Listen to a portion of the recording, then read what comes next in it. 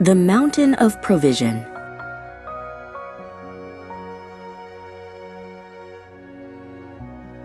In a land of rolling hills and ancient oaks lived a man named Abraham. His greatest joy was his son, Isaac, a gift promised by God in his old age. Every laugh from Isaac was a note in a song of gratitude that Abraham sang in his heart. They were father and son, but also the best of friends. One night, a voice as old as the stars and as deep as the mountains called to Abraham. It was the voice of God. "Take your son," the voice said, "your only son, whom you love, Isaac, and go to the land of Moriah. There, you will offer him on a mountain I will show you." A silence fell over Abraham's heart, heavier than any stone.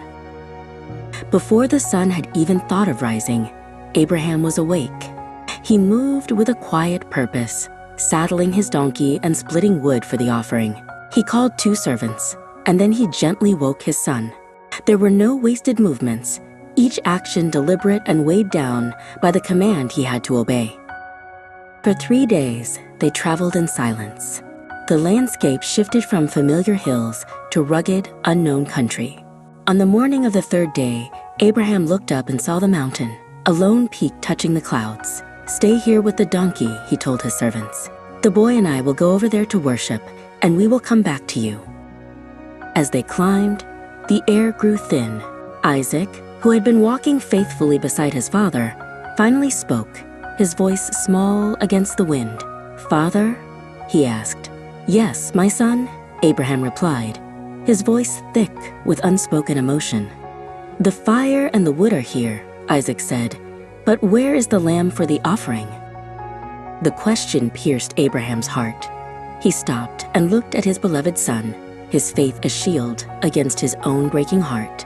"My son," he said, his voice steady and clear, "God himself will provide the lamb." And with those words of trust, they continued their climb together. When they reached the very top of the mountain, the place God had shown him, Abraham built an altar of stones.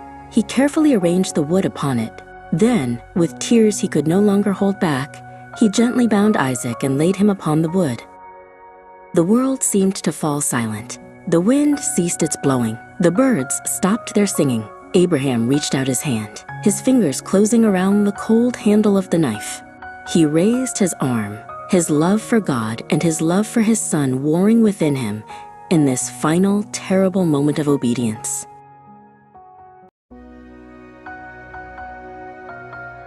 "Abraham, Abraham," a voice like a trumpet blast echoed from the heavens. Abraham froze, his arm still raised. "Do not lay a hand on the boy," the voice commanded. "Do not do anything to him. For now I know that you fear God, seeing you have not withheld your son, your only son, from me."